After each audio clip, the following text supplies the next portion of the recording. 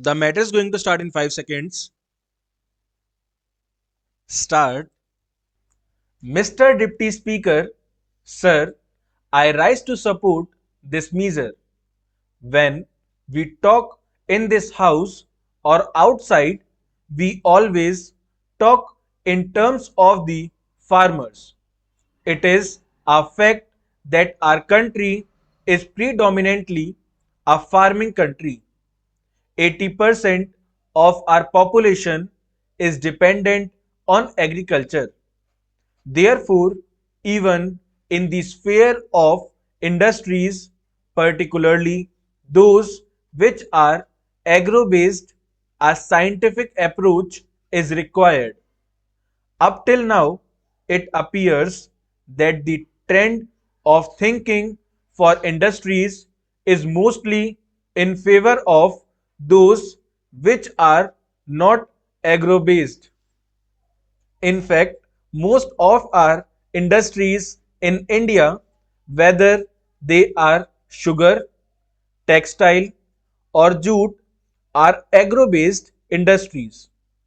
But particularly with regard to sugar industry, you would appreciate that majority of the farmers, whether they are in the north or in the east or the south or in some parts of the west or even in central India, find that sugarcane growing is becoming more and more unprofitable.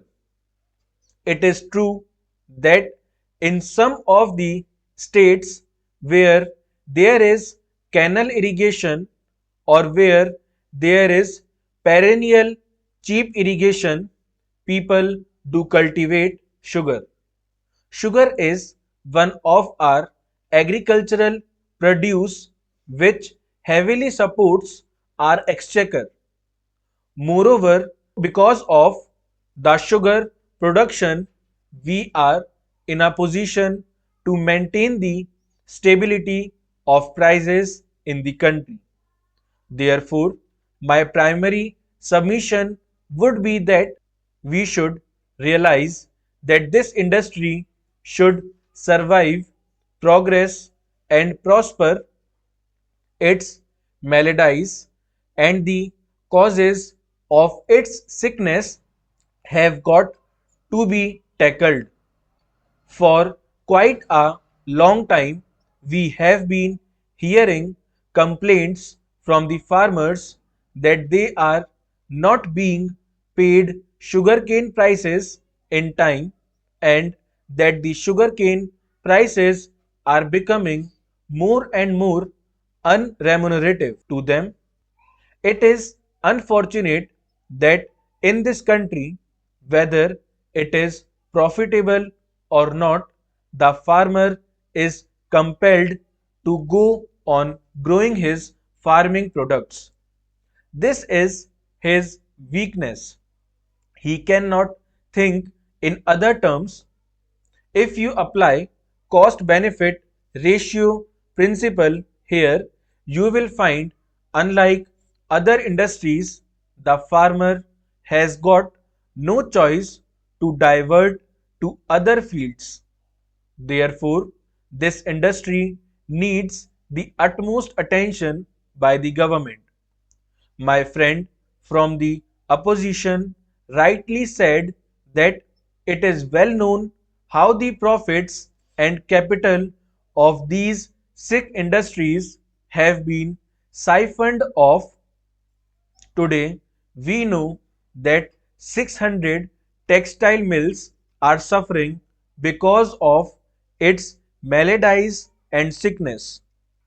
We know that millions of people are out of job. Similarly, if you do not give specific attention to the sugar industry, the fate of the farmers and workers in the sugar factories would be in jeopardy.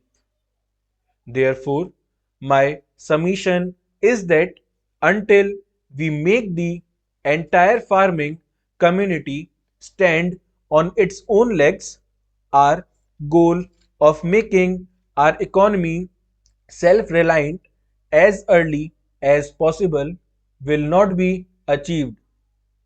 Therefore, sir, my submission is that today we export our sugar at a subsidized rate. People also say that sugar should be made available at cheaper rates in our country. No doubt, the interest of the consumer has to be protected. The same thing is happening even with regard to milk industry or dairy industry. The farmers and the women who are rearing animals do not get remunerative prices for milk and milk products, but we want to provide them at cheaper rate because butter should be available at the table for the morning breakfast. Ghee should be available at the dining table at cheaper rate. All these are the demands made by the vocal people. So far, we are going on yielding to the demand made by the vocal people and not by the people who are perspiring on the soil. So far, we have not paid any attention to the difficulties of the farmers. I come from a village and I know the difficulties of villagers. There is no 8-hour shift. There is no dearness allowance with the rise in the price index level. But does it mean that he should not get even the remunerative price for the products he provides, maybe sugarcane, maybe milk, maybe food grains, maybe castor oil, maybe pulses, or anything else? Now the time has come when we have to pay attention to their needs and aspirations and see that the farmer gets the remunerative price. Of course, I welcome and support this bill, but I would say it will be in the strict relevance of the situation if I impress upon the Honorable Minister and the Agriculture Department in the Government of India to pay more attention to the difficulties of our farmers. Now the time has come that even with regard to agriculture and agro-based industries, a scientific approach and thorough examination has got to be done.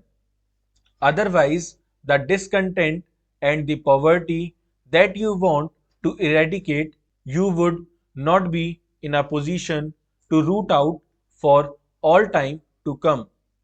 In the sugar industry, modernization is not there. Depreciation funds which are being collected by the industry are not used properly. Allotment of funds, as already mentioned, is done for the other industries but not for the sugar industry at all. Full stop.